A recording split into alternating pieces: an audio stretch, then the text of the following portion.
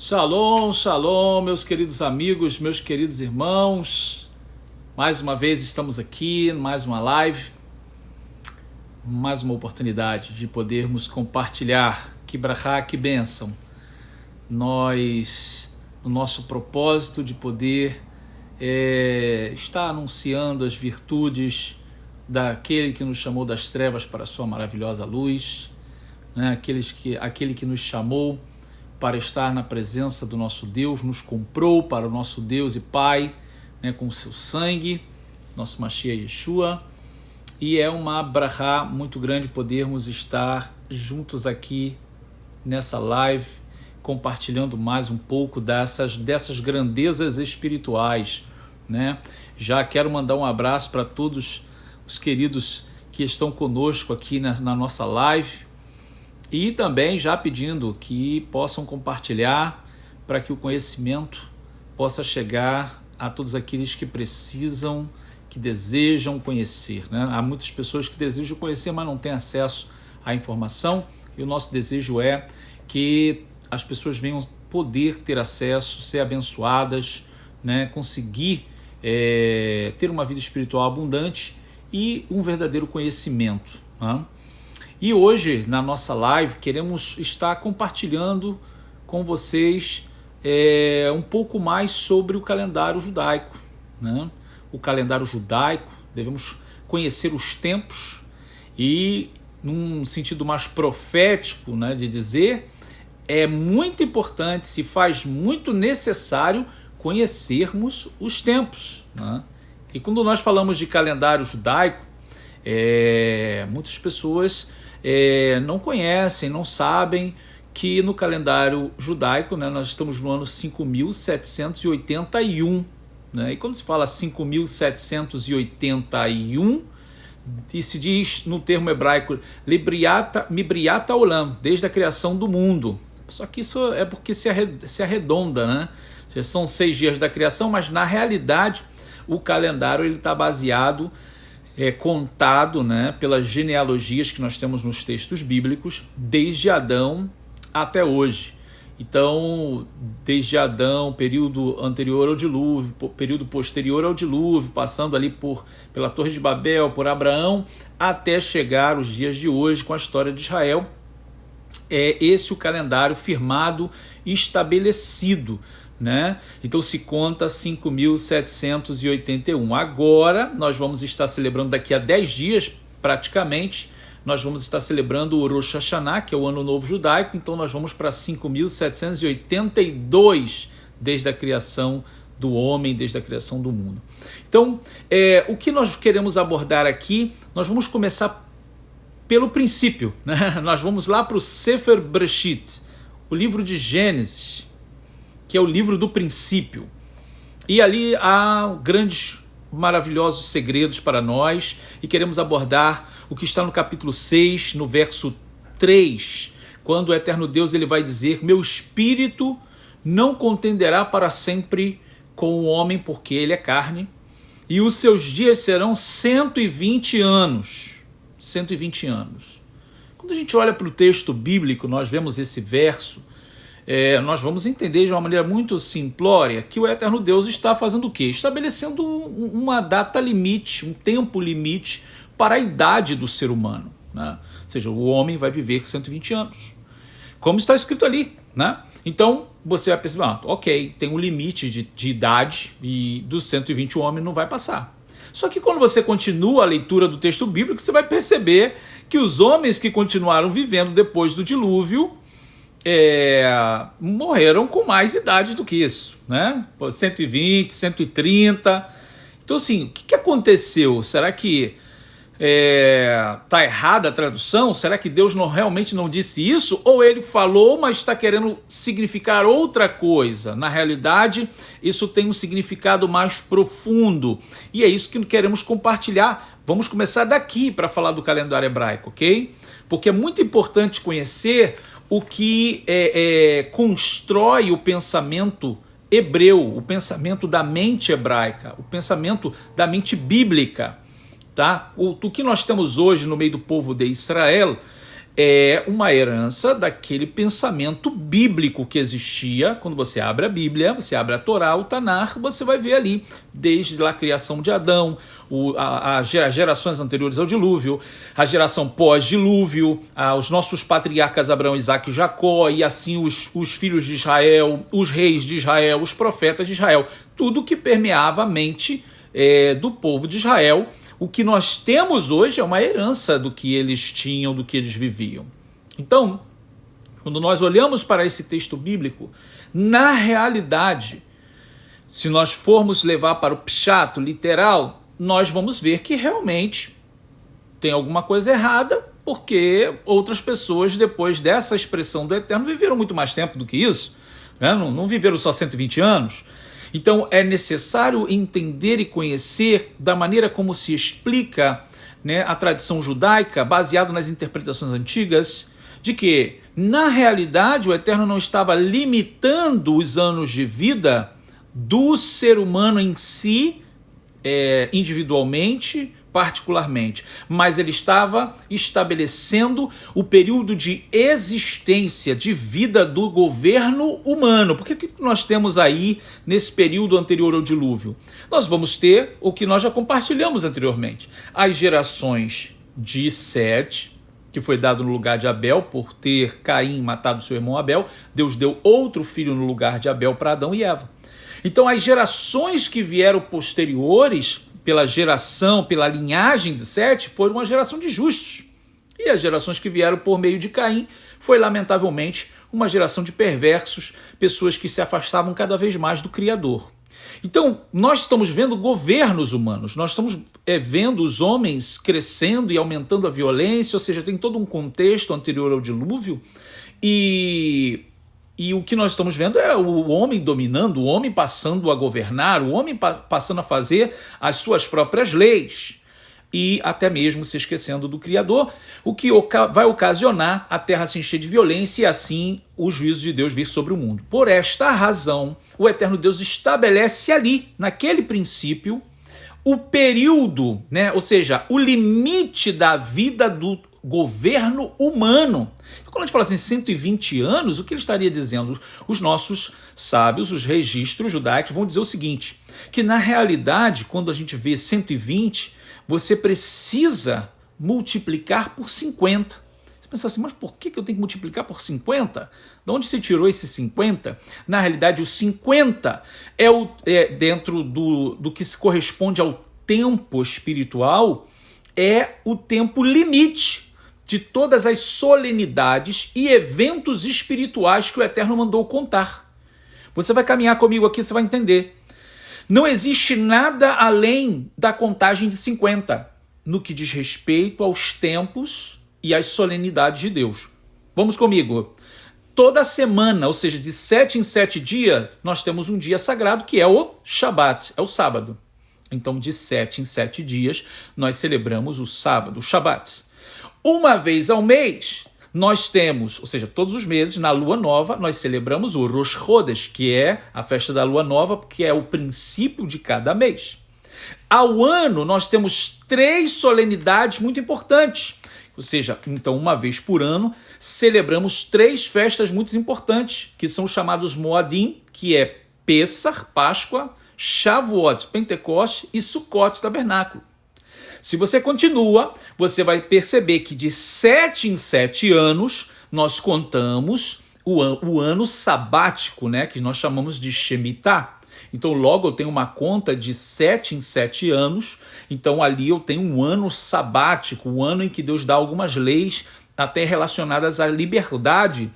Depois de 7, da contagem de 7, eu tenho uma contagem de 28 em 28 anos, que é quando se completa o ciclo do sol. Também é feita uma bênção, o povo se prepara para bendizer a Deus, porque de 28 em 28 anos o sol ele completa um ciclo e volta para a mesma posição no universo onde Deus o criou. E depois de 28 anos nós temos o quê? Ora, depois de 28 anos nós temos 50. 50, nós comemoramos de 50 e 50 anos o quê? O jubileu, o Yovel. De 50 em 50 anos também é uma festa que é marcada justamente no período de Yom Kippur, daquele ano, daquele 50º ano, se toca o chofar, a trombeta, para anunciar em toda a terra de Israel a liberdade. Então, depois de 50 não tem mais nada. Ou seja, 50 é a data limite para se contar as solenidades de Adonai. Então, na linha do tempo, tudo que envolve o tempo, você não tem mais nada além de 50. Agora, se você pegar 120 e multiplicar por 50, faz a sua continha aí. 120 vezes 50, quanto vai dar? 6.000. O que o Eterno Deus está dizendo? Os nossos sábios vão comentar que 6.000 é a data limite, é o tempo limite para o governo humano. E ali, em Gênesis, capítulo 6, verso 3, o Eterno Deus estava estabelecendo não a idade apenas do ser humano em si, individualmente falando, mas ele estava já estabelecendo o tempo limite do governo humano no mundo. Então nós vamos perceber que a humanidade está caminhando para o 7º milênio. Nós já estamos vivendo o 6º milênio, que é justamente esses 6.000. E agora vamos completar para iniciarmos o 7º milênio, que para nós, no conceito judaico, é o grande Shabat, né, que é o 7º dia da semana. Então, o 7º milênio, desde a criação do mundo, é o grande Shabat, né, o grande momento que marca o quê? O governo de Deus. Então, o que Deus estava dizendo é: 6.000 anos o homem vai governar o mundo, mas no 7º milênio quem vai governar é Adonai. Então, em relação aos tempos e às estações, é isso que nós temos logo no princípio do livro de Gênesis. Então, quando nós olhamos ali Deus estabelecendo uma data, quando Deus está estabelecendo um limite, um tempo limite, ele já está falando do tempo, ele já está falando do calendário. Então, vocês podem contar, mas esse é o tempo que está determinado para o governo humano. Por quê? O 7º milênio será o governo de Deus.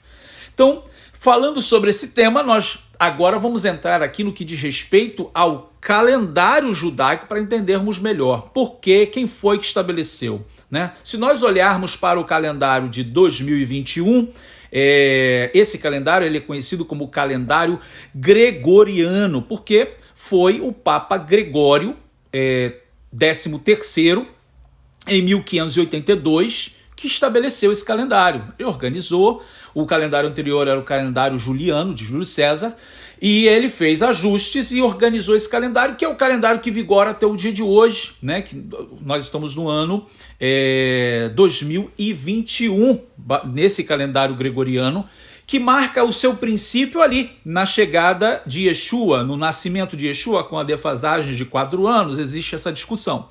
Mas é marcado do quê? De Cristo.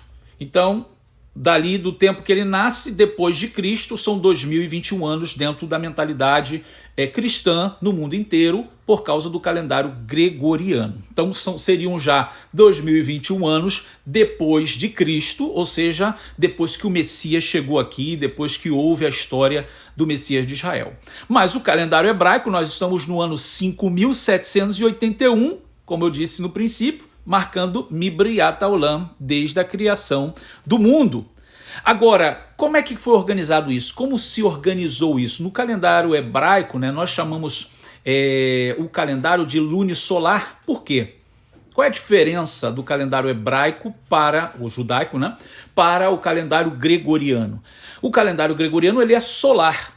Ele é extremamente solar em relação ao ano, aos meses. A única coisa que ele faz é marcar as fases da lua. Então você tem a marcação das fases da lua, porém o mês ele não depende da lua para começar o mês, ok? Agora, a diferença para o calendário judaico é que ele é lunisolar, porque ele procura ajustar o calendário em relação ao sol, em relação ao ano, porém cada mês ele inicia e termina com a lua nova. Nós temos um calendário estabelecido do período grego, e ele vai terminar justamente quando o grande Rabino Hillel II, ele vai fazer uma correção e ele vai estabelecer aquele calendário, que é o que nós temos hoje, como calendário padrão. Isso ocorreu no ano 320 a 385, quando ele era o presidente do Sinédrio, né? Ele era o Nassi Sanhedrin naquele tempo. Inclusive, é aí que na história ele vai ser considerado o criador desse calendário judaico moderno, porque foi ele que fez os ajustes. E no século 3, 4, é até hoje determinado assim, dessa forma. Então, por quê?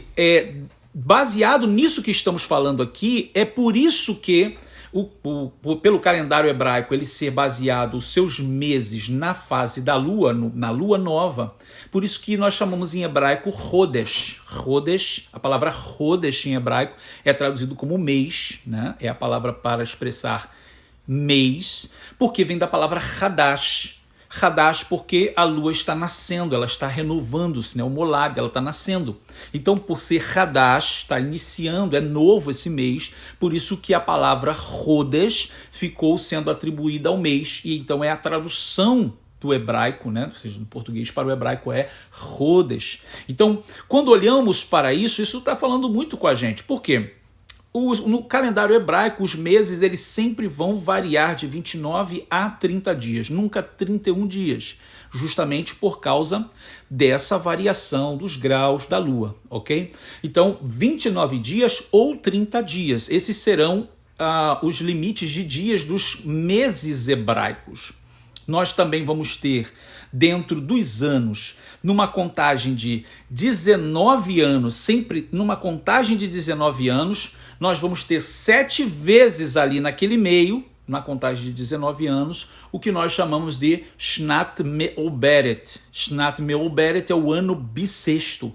Serão anos em que não terão apenas 12 meses, mas terão 13 meses, quando se acrescenta no calendário hebraico, se duplica um mês chamado Adar, então fica naquele ano bissexto Adar I e Adar II. Então, essa é a configuração do calendário hebraico, né? Eu quero citar para vocês aqui os meses hebraicos e a sua equivalência no calendário gregoriano. Então, como estão organizados? São 12 meses também, só que eles nunca vão casar, nunca estarão em harmonia com os meses gregorianos, janeiro, fevereiro, março, abril, maio, junho, não.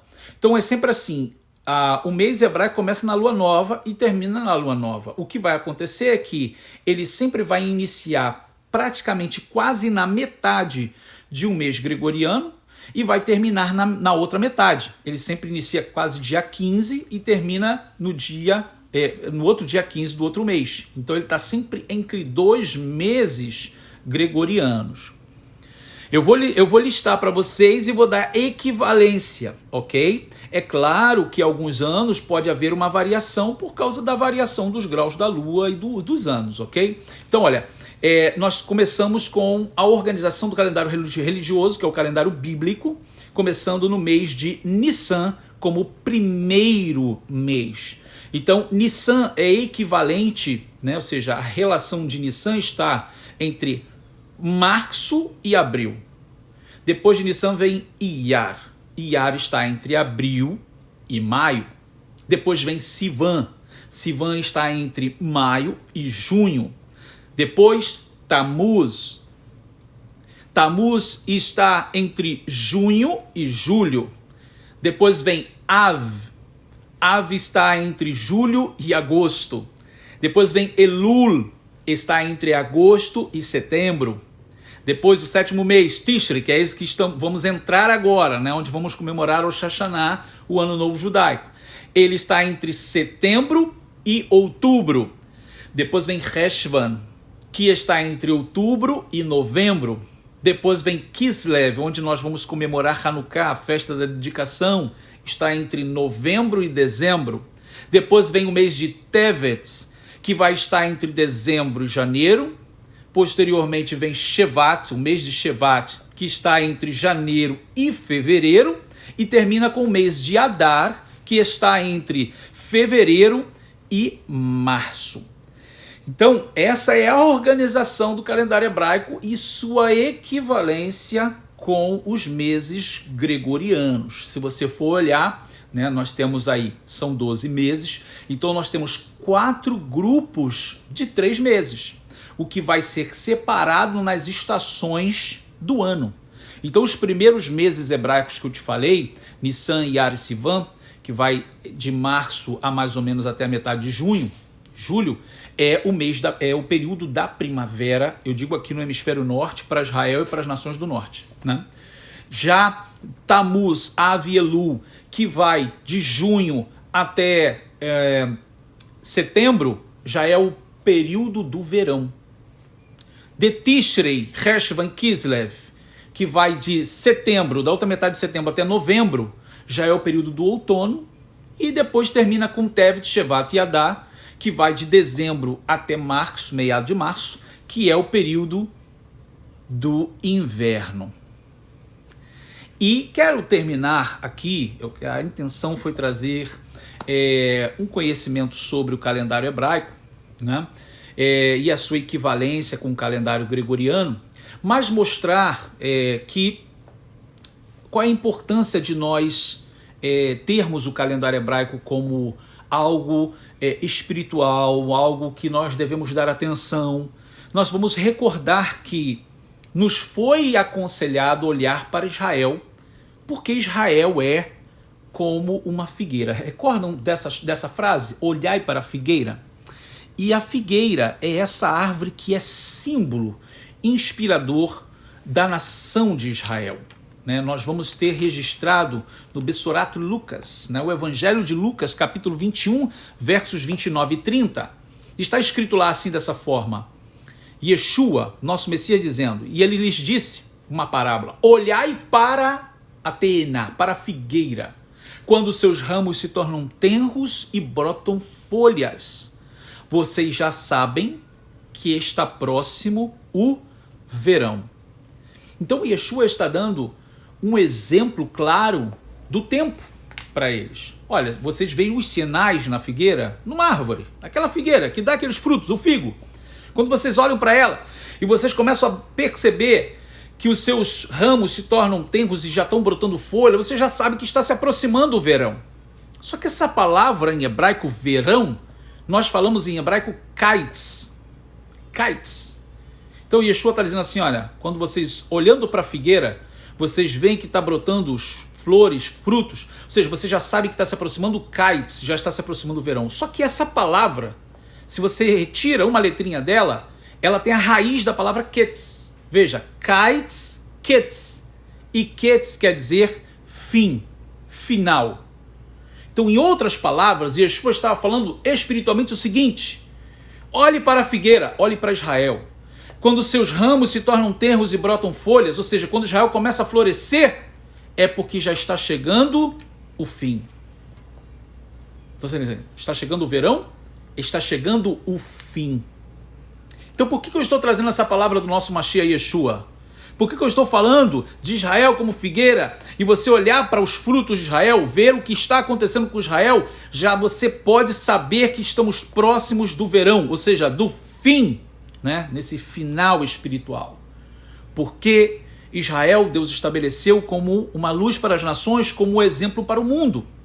Logo, o calendário espiritual em que Deus vai cumprir suas promessas, em que Deus está trabalhando com a humanidade, em que Deus olha o percurso da humanidade e já tem estabelecido para o final as coisas que irão acontecer, não está baseado no calendário gregoriano.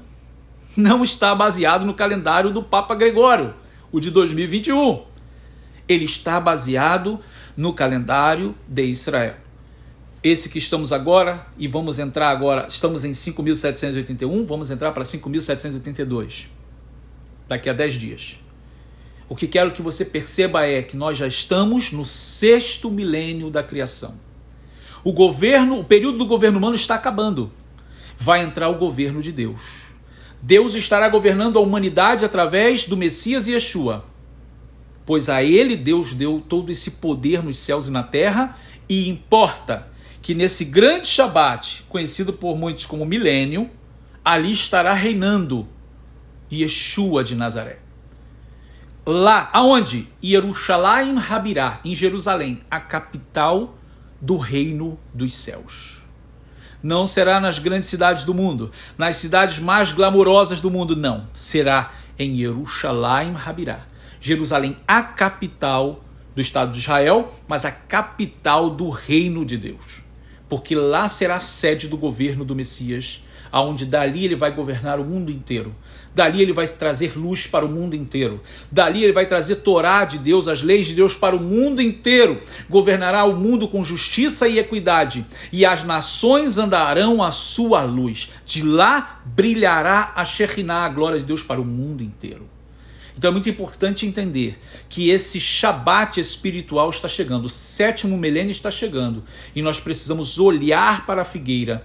Olhe para o calendário hebraico, entenda as festas de Adonai, entenda o Shabat, entenda o que as Escrituras estão mostrando para nós, pois Deus está falando com a humanidade, Deus está falando comigo, Deus está falando com você. Ok, meus queridos? Que o eterno Deus de Israel, o nosso Deus único e verdadeiro, possa abençoá-los de uma maneira muito especial. Realmente, Israel é o relógio de Deus para despertar o mundo, como disse aqui a Ana Oliveira. De fato, nós precisamos olhar para esse relógio, pois de verdade nós estamos já nas portas. Eu quero agradecer a cada um que esteve conosco, que o eterno Deus vos abençoe de uma maneira muito especial nessa live de hoje, que todas essas palavras sejam revertidas em grandes bênçãos dos céus sobre cada um de vocês, ok, meus queridos? Um grande abraço, que o Eterno vos abençoe e vos prospere em tudo, no nome que é sobre todo nome, Beshem Al-Kol Shem, o nome do nosso Mashiach Yeshua, amém ve amém, e nos vemos numa próxima live, Baruch Hashem. Um grande abraço, shalom, muito obrigado a todos que estiveram conosco, shalom, shalom.